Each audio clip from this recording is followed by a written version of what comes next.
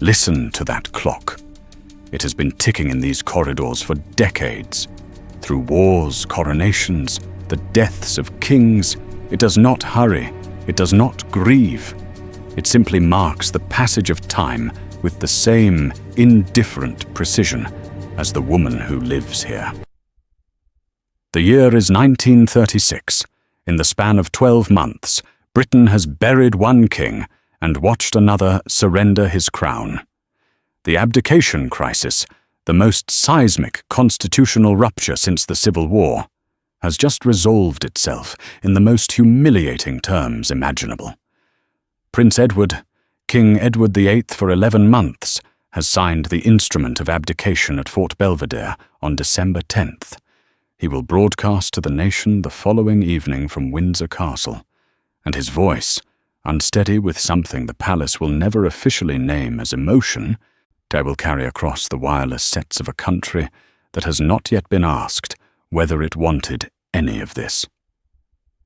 His brother Albert, the Duke of York, a man with a stammer that has plagued him since childhood, is now King George VI. He did not want this.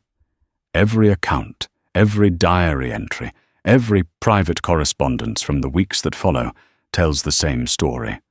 A man collapsing quietly under the weight of a duty no one had prepared him to carry. His wife, the former Elizabeth Bowes-Lyon, would later describe him as physically shaking. His private secretary Alan Lascelles would write of the new king's state in terms that suggested a man not entirely certain he would survive what had been handed to him. Somewhere in Marlborough House, in the weeks following the abdication, this man, the King of England, broke down. His mother was nearby, or she did not come. Queen Mary of Teck, consort to George V, mother of 6, grandmother of the future Elizabeth II, one of the most formally revered women in British royal history. She was 69 years old during the abdication crisis, and she had, by that point, spent the better part of 5 decades perfecting the particular art of being unreachable. Her children knew it. Her household staff documented it.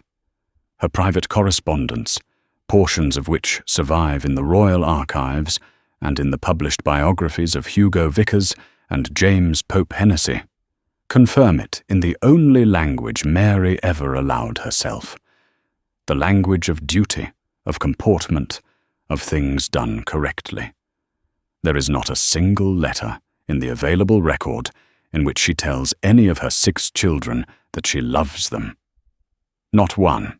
What the history books call composure, those who knew her called something closer to indifference. The distinction matters because one is a virtue and the other is a wound. And this is a story about the wound. She was not a monster. That is the easy reading, and it is wrong. The harder reading, the true one, is that Mary of Teck was the product of forces that began decades before she ever set foot in a palace, in a rented villa in Florence, watching her family's warmth fail to keep the creditors from the door. To understand what she could not give her children, you have to go back to what was taken from her first. We will. But not yet. Stand in this corridor a moment longer. Listen to the clock. Look at the king who is breaking apart in the next room, and his mother who is not coming. At that distance, between a grieving son and a composed mother, is the whole of this story. Everything else is how it got there. The official story, the one repeated in ceremonial biographies and approved royal histories, is that Mary of Teck had an unconventional but ultimately proper upbringing, the kind of modest continental education that prepared her, in its way, for the rigors of royal life. The official story is incomplete. In 1883, the Teck family left White Lodge in Richmond Park, their grace and favour residence provided through Queen Victoria's goodwill, and departed for the continent. They called it a holiday, They called it a change of scene. They called it whatever a family calls a retreat when the truth is too embarrassing to name. The truth was debt. Catastrophic, compounding. The aristocratic debt of the kind that flourishes in households where appearance must be maintained, regardless of what the ledgers say. Francis, Duke of Teck, Mary's father, was a minor German prince of considerable charm and almost no financial discipline. He spent with the confidence of a man who believed his status would eventually resolve the gap between what he had and what he owed. It did not. Her mother, Princess Mary Adelaide, was a granddaughter of King George III, a woman of enormous physical presence, enormous warmth, and an equally enormous capacity for ignoring unpleasant facts. She was genuinely beloved, in drawing rooms, at charity events, in the breathless social columns of the era that called her Fat Mary, with an affection that somehow softened the cruelty of the nickname. People adored her. Creditors eventually did not. Note the family's financial exposure had grown serious enough by 1883 that their continued residence at White Lodge had become a source of quiet institutional embarrassment. They were encouraged, by means of that particular royal mechanism that frames expulsion as invitation, to spend some time abroad. Mary was 16. She would not return to England as a permanent resident for 2 years. What Florence taught her cannot be found in any lesson book. It was the kind of education that arrives not in classrooms but in observation, in watching, over and over, the particular way warmth fails to solve practical problems. Her mother moved through Florentine society with the same irresistible sociability she had deployed in London. She charmed the expatriate community. She organized events. She filled rooms with the kind of atmospheric good feeling that people remember for years afterward and cannot quite explain. She was, in every social sense, a triumph. The bills still came. Mary watched this. She was a precise, observant girl. Every account of her adolescence, from James Pope Hennessy's research for his biography of Queen Mary through the recollections of contemporaries quoted in Anne Edwards' 1984 study, describes a young woman who listened more than she spoke, who noticed more than she revealed, who processed the world through a filter of careful attention rather than open feeling. What she was processing in Florence was a lesson her circumstances were delivering with the clarity of repeated instruction. Warmth is expensive. Display is liability. The people who feel openly are the people who cannot pay their debts. She did not become cold in Florence. She was made cold there by a family that could not afford the luxury of her feelings and an adolescence that taught her correctly that the wrong kind of softness could ruin everything. She came home in 1885 with her family's debts marginally improved, her French and German considerably polished, and her interior life sealed behind a composure so complete it would, in the decades ahead, be mistaken for character. It was survival, and it would cost her children everything. She was 24 years old, and she had just become engaged to a king's son. Prince Albert Victor, Duke of Clarence and Avondale, known to his family as Eddie, known to the historical record as a man of uncertain intellect and considerable scandal, was first in line to the British throne. Their engagement had been announced in December 1891. The wedding was planned for the following spring. On January 14th, 1892, 6 weeks after the engagement, Eddie died. He had contracted influenza at Sandringham during a shooting party. It became pneumonia. He was 28 years old. He was gone within 5 days of showing symptoms. The accounts of Mary's response, filtered through the formal language of the era's condolence correspondence, describe a woman who bore the news with, the word appears in multiple letters from members of the household, composure. Queen Victoria, who had her own complicated relationship with grief as public performance, wrote approvingly of how Mary had conducted herself. She had not collapsed. She had not created scenes. She had behaved in the language of the dynasty she was being considered for, more correctly. Whether she was devastated is a question the historical record cannot cleanly answer. That she had prepared herself to love Eddie is uncertain. That she had prepared herself to become Princess of Wales, and eventually Queen, is rather more documented. The Teck family's financial precariousness made the match not merely romantic, but necessary.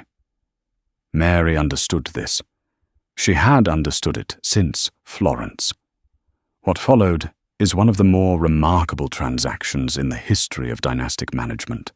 Queen Victoria, surveying the situation with the pragmatism of a woman who had been running an empire for 54 years, determined that Mary of Teck, now the former fiancée of a dead prince, remained in institutional terms an asset. She was suitable. She had been vetted. She had demonstrated, under pressure, or the correct qualities. Within 11 months of Eddie's death, Queen Victoria was writing to her surviving grandson, George, Duke of York, with considerable directness on the subject of Mary of Teck.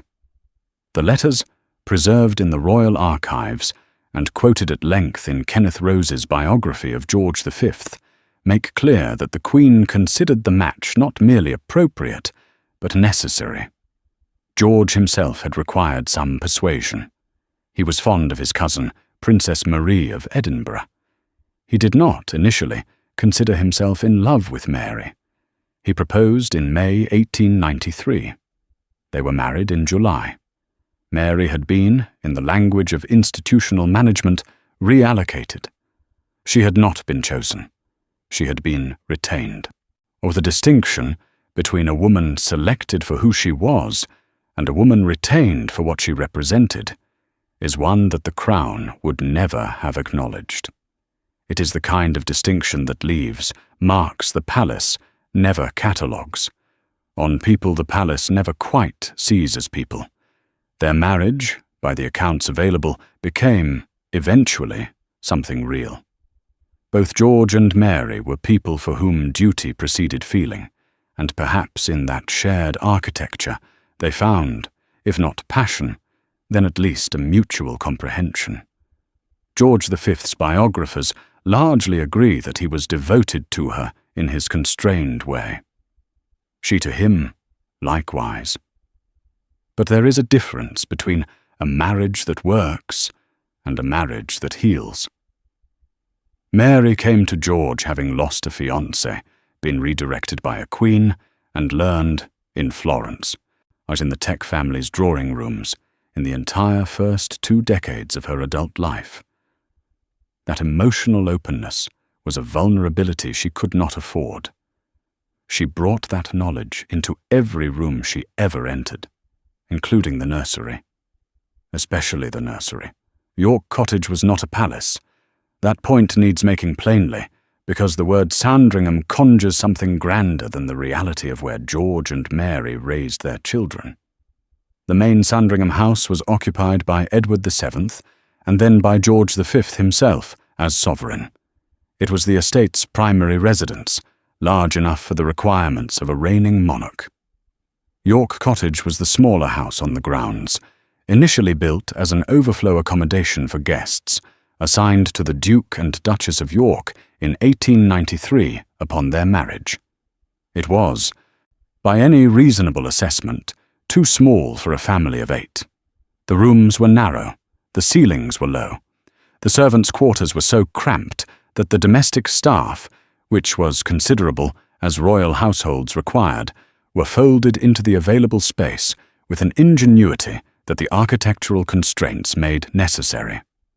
Into this house, between 1894 and 1905, came 6 children: Edward, Albert, Mary, Henry, George, and John. What those children found there is documented across enough independent sources, memoirs, biographies, private letters, and staff recollections, that the picture, however uncomfortable, holds together with the solidity of convergent testimony. Edward the eldest, who would become the Prince of Wales and eventually the most famous abdicator in British history, wrote in his 1951 memoir, A King's Story, with a directness that surprised many of his contemporaries. He described his childhood at York Cottage in Sandringham as one governed by routine rather than feeling, by his father's intimidating formality, and his mother's equally intimidating composure. He recalled that his mother, even in private, maintained a distance that made ordinary intimacy, the casual physical closeness of a parent and child, feel transgressive. She was not warm with them in their early years. She did not invite confidence. She inspected. Albert, the future George VI, was, of the 6 children, perhaps the one who bore the consequences most visibly. His stammer, which became one of the defining facts of his public life, emerged in early childhood and worsened through adolescence. No speech therapists of the era understood little about the relationship between emotional environment and speech development. Later practitioners, including Lionel Logue, whose work with George VI is now well documented, would note the degree to which anxiety, suppression, and the prohibition of emotional expression were implicated in stammering. Logue's clinical notes, made available through his family in recent decades, describe a king who had spent his formative years in an environment that made him afraid to be wrong, afraid to be uncertain, afraid, in the most fundamental sense, to need anything.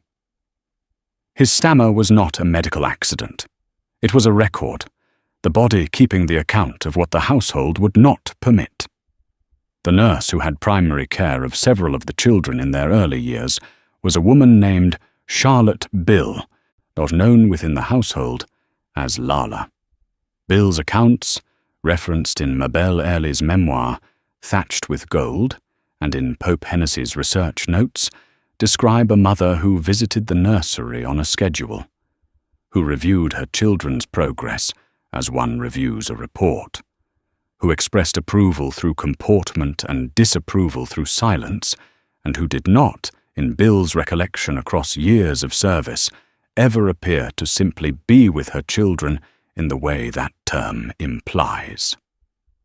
6 children, 6 accounts, in various degrees of directness of the same experience. When testimony converges this consistently across this many sources over this many decades, what you have is not grievance. What you have is evidence. Princess Mary, the only daughter, would later describe the family Christmases at York Cottage as organized rather than felt. For the word is precise. It is the word of a woman who had experienced, from inside, the difference. The youngest, Prince John, died in 1919 at the age of 13, having suffered from epilepsy and what contemporaries described as a developmental condition. He had been moved at the age of 11 to a separate farm on the Sandringham estate, Wood Farm, in the care of Lala Bill. He lived apart from his family for the last 2 years of his life. His mother's diary entry on the day of his death reads, in its entirety, as a record of practical arrangements made and the observation that it was a great shock, though in some ways a relief. 6 words. In some ways, a relief.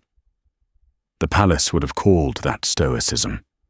What it sounds like, at this distance, but is a woman who had sealed so many rooms inside herself that she could no longer locate the door to the one that held her grief. The summer of 1917 presented the British monarchy with a problem it had never quite confronted in this precise form: the possibility that the institution itself might not survive the decade. The war had been consuming Europe for 3 years.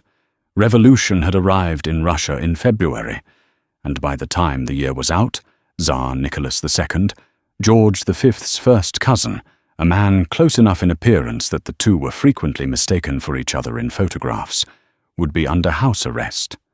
Within a year he would be dead, shot with his wife and 5 children in a basement in Yekaterinburg in the early hours of July 17, 1918. George V had declined to offer his cousin asylum. The decision, made in consultation with his government, remains one of the more uncomfortable facts in the Windsor family's modern history. What matters for this account is what the Romanov execution communicated to every surviving royal house in Europe. That the distance between a throne and a firing squad had, in certain circumstances, become very small. The British monarchy's response was institutional, swift, and in retrospect rather brilliantly executed. On July 17, 1917, 1 year, almost to the day, before the Romanovs were killed, George V issued a royal proclamation abandoning all German titles and the family name of Saxe-Coburg and Gotha. The House of Windsor was created by decree. The British royal family became, by proclamation, entirely British. It was, in the most literal sense, a rebranding, and it required, above everything else, must a face. Mary was 50 years old in 1917. She had been Queen Consort since 1910, and she had spent those 7 years, and the 20 before them, developing, through whatever combination of temperament and trauma and deliberate suppression, a public bearing that communicated exactly what the institution required in a period of existential anxiety. She did not visibly grieve. She did not visibly fear. She moved through the catastrophes of the early 20th century, the war, the deaths, the abdication, the Blitz, with the expression of a woman who has been briefed that the world is falling apart and has determined that this does not alter her schedule. The palace recognized what it had. A queen consort whose emotional opacity, forged in Florence, sealed by a dynastic marriage conducted on institutional rather than personal terms, now reinforced by decades of royal life in which feeling was consistently punished and composure consistently rewarded, read in public as exactly the kind of unshakable permanence the crown needed the public to believe in. The palace did not create her coldness, but it absolutely used it.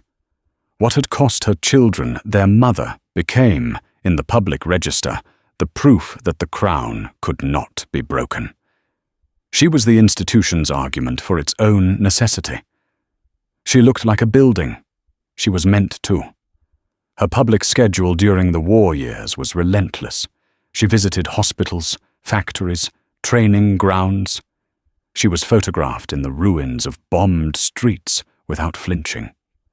She wrote letters, formal, considered correct, to the bereaved families of servicemen at a volume that required secretarial assistance to maintain. And she did all of this with the same composed efficiency she brought to inspecting the nursery, and the public, which could not see the nursery, saw only the composure. The Times, in its coverage of her public appearances during this period, described her consistently as a source of national steadiness. The Morning Post called her manner an example to the nation. These are not trivial observations. They tell us how the machinery was working. Her private incapacity had become a public asset. The institution had not asked her to love her children less.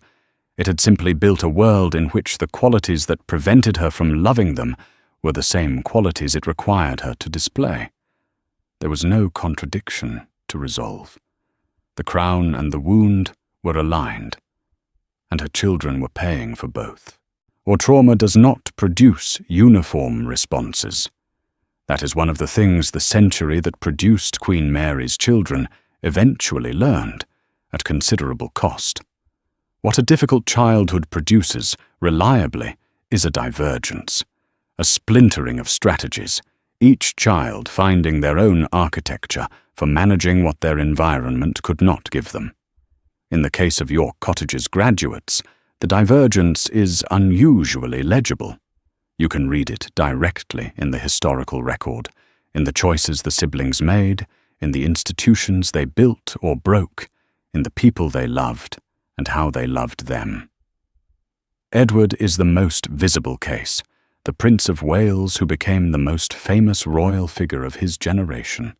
Charming, glamorous, democratically accessible in a way the palace found alternately useful and alarming, was, beneath the performance, a man of ravenous emotional need. His biographers, from Michael Bloch to Anne Sebba, trace a pattern through his adult relationships, an attraction to women who were older, frequently married, capable of the kind of maternal comfort his childhood had not supplied. Frida Dudley Ward, Thelma Furness, and then Wallis Simpson, twice divorced, American, constitutionally incapable of giving him what he needed, but apparently willing to try. His pursuit of Wallis Simpson was not, at its root, political recklessness. It was the last attempt of a man who had spent his entire life trying to get warmth from a family that did not have any to give. He would sacrifice the throne for it. He would spend 40 years in exile for it. And when you trace the line back from that Windsor Castle broadcast in December 1936, or through the Prince of Wales's restless, unsuitable attachments, through the child at York Cottage who could not recall his mother holding him without stiffness, the abdication begins to look less like a constitutional crisis and more like the inevitable conclusion of a wound that was never treated. He did not abdicate for love.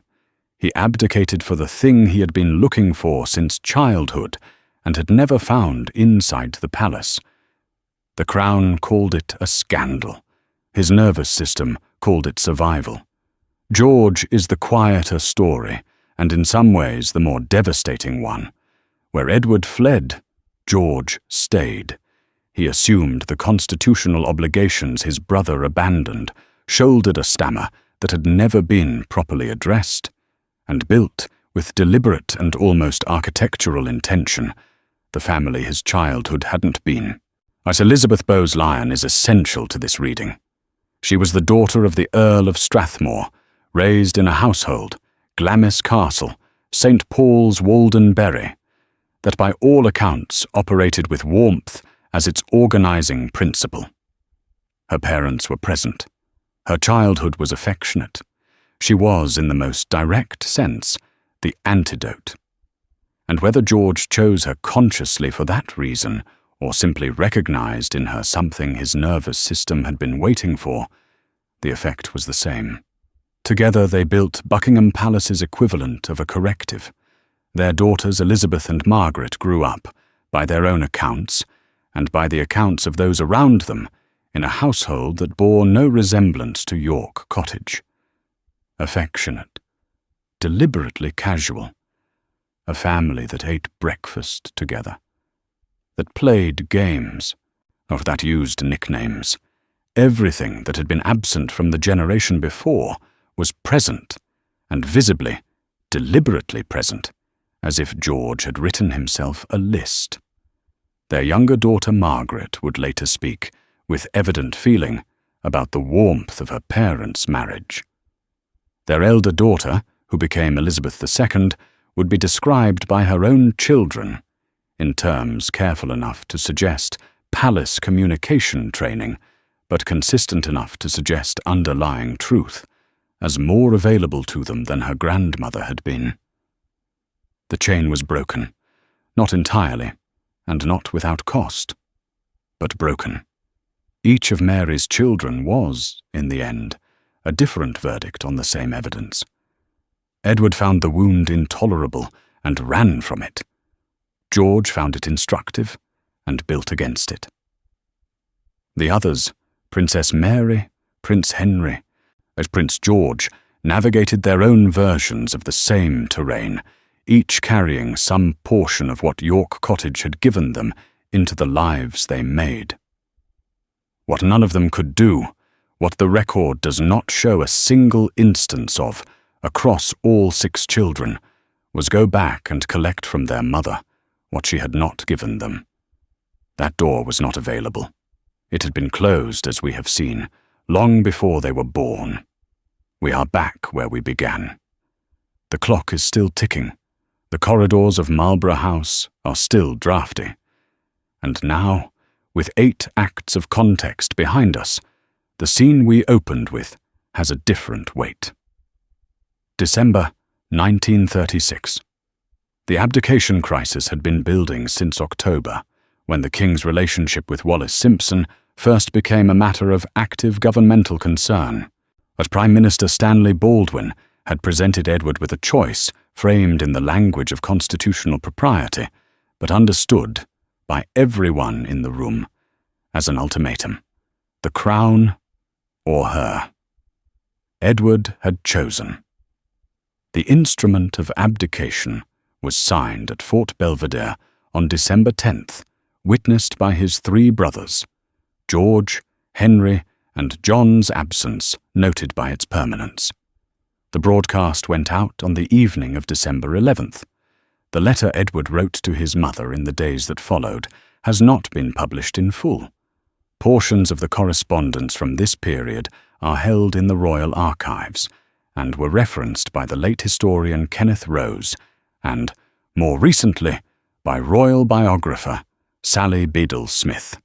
What the available record shows is a son attempting, in the wreckage of the most public failure of his life, to explain to his mother why he had done what he did.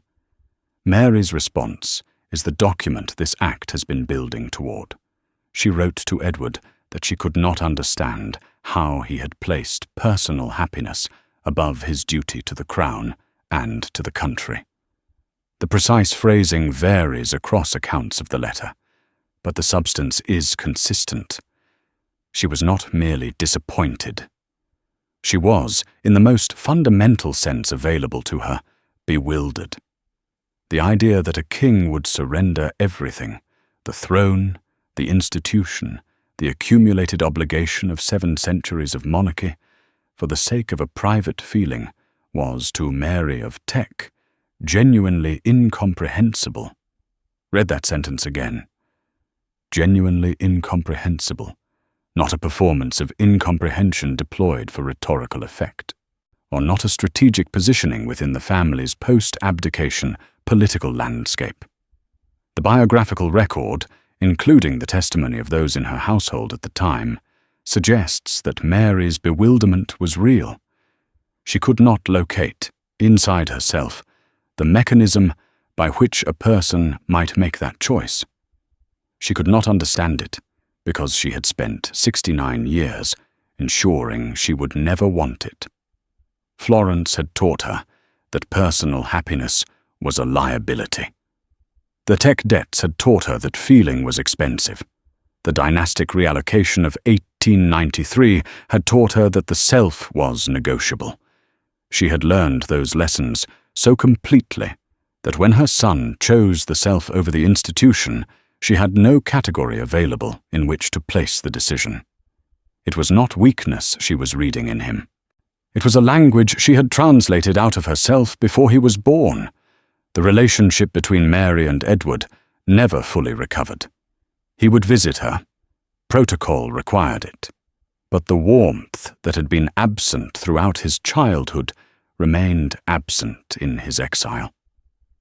She wrote of Wallis Simpson in terms of consistent, almost clinical disapproval. She attended the functions her duty required. She maintained, to the end, the bearing the institution had spent decades relying upon. What she could not do, and what the record does not show her attempting, was reach through the composure and tell her eldest son that she understood why he had broken. Because to understand it, she would have had to acknowledge that she had felt the same thing once. In Florence, perhaps. In the months after Eddie died. In the years at York Cottage when 6 children needed more than she had been left capable of giving. She had no access to that admission, The door had been sealed too long. There is a particular kind of absence that is harder to document than presence. A wound that announces itself in what is not there, in the gap where a sentence should be, in the formal close of a letter that had no informal opening, in the careful language of adult children who have learned not to ask for things they will not receive. The correspondence between Mary and her children is that kind of absence. Hugo Vickers, whose research into the royal family spans several decades and multiple published works, noted in his biography of Queen Elizabeth, the Queen Mother, the particular register in which the family's letters operated.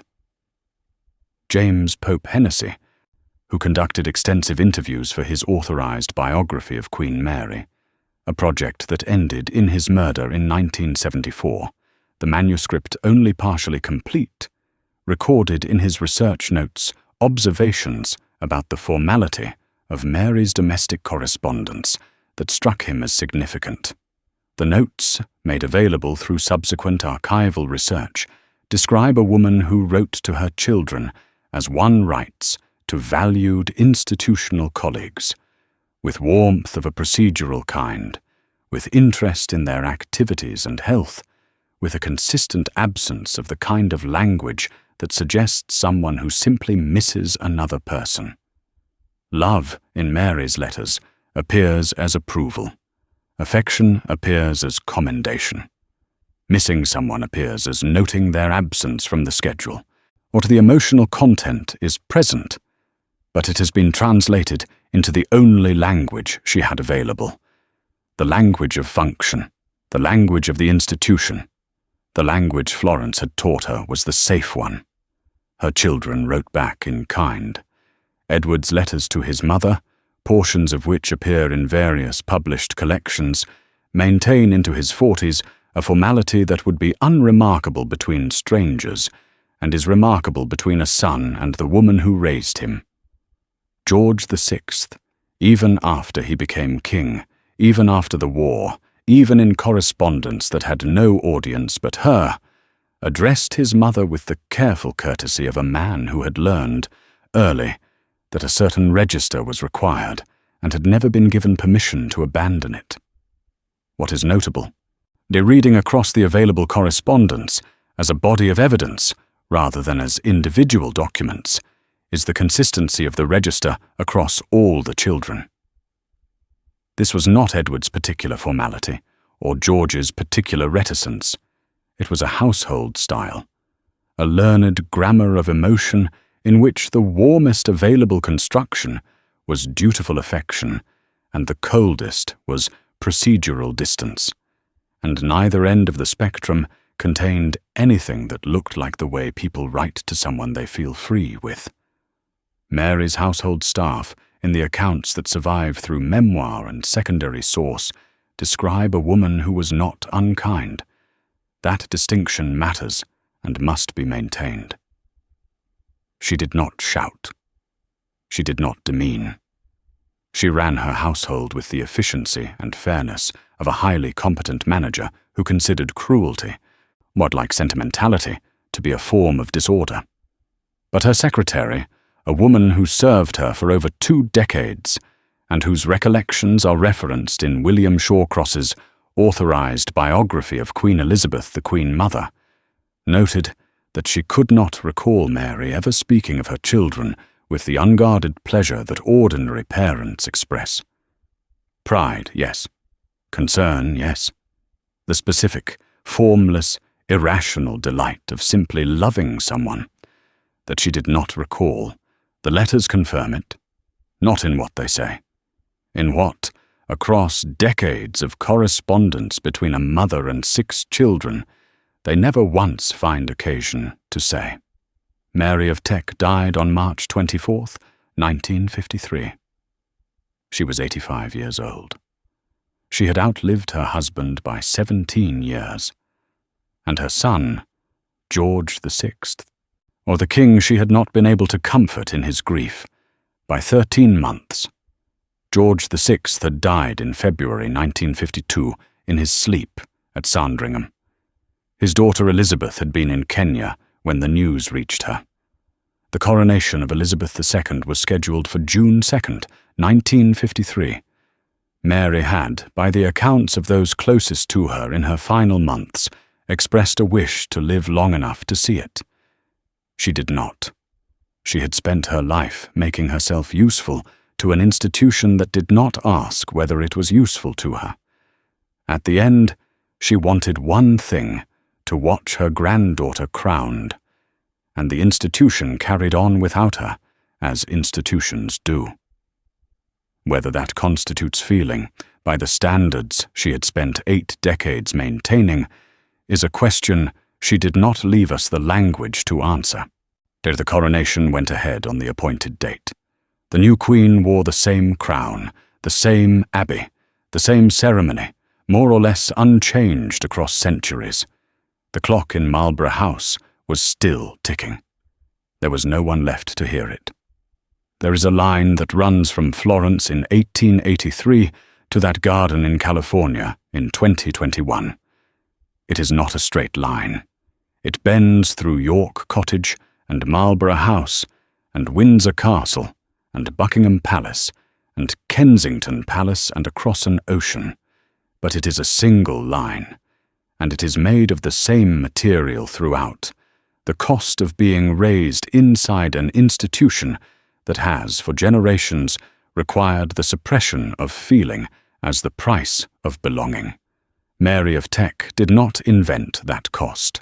She inherited it, as her children inherited it from her, as their children inherited it from them.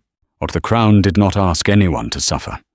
It simply built an environment in which certain kinds of people, the ones who could endure, who could suppress, who could present composure as character, thrived, and the ones who could not were managed, redirected, or in the end, exiled. Edward was exiled. Prince John was moved to a farm. Harry and Meghan moved to California. The through line is not conspiratorial. It is institutional. The Crown has always known how to handle people who need more than it can give. It shows them the door, and then it calls their departure a choice.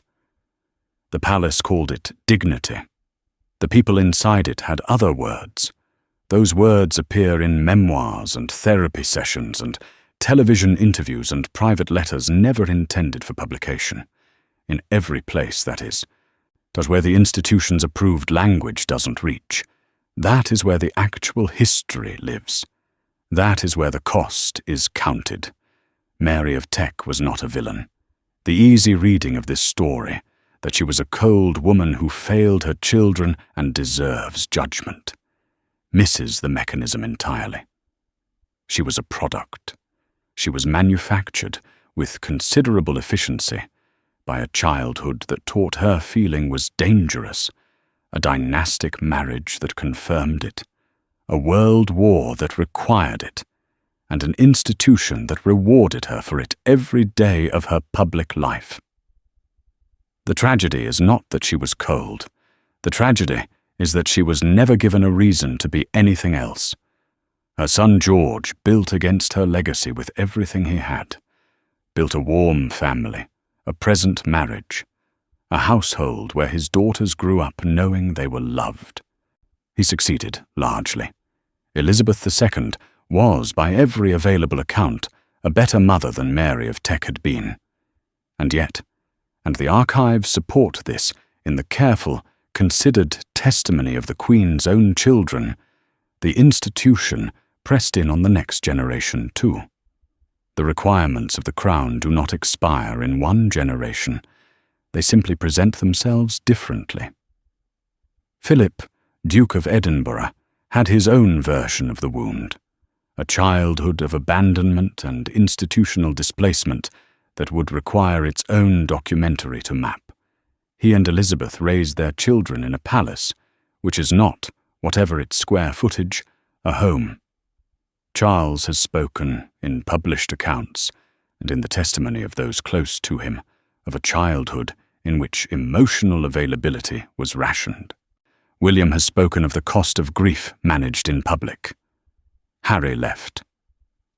The line from Florence holds. What Mary of Teck passed on was not coldness as a character trait. It was coldness as a survival tool.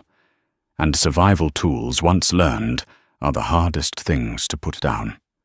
You carry them into every room. You deploy them before you know you're afraid. You teach them without a meaning to everyone watching. She died in March 1953, 10 weeks before the coronation she had asked to see. Her children were scattered across the particular geographies of their survival strategies. Her grandchildren were preparing to crown one of their own. The institution she had spent her life serving was, by any external measure, thriving. Whether she knew at the end what it had cost, whether the rooms she had sealed in Florence were ever, as in the quiet of her final months, available to her, the record does not say. She did not leave us the language for it. She had translated it all away.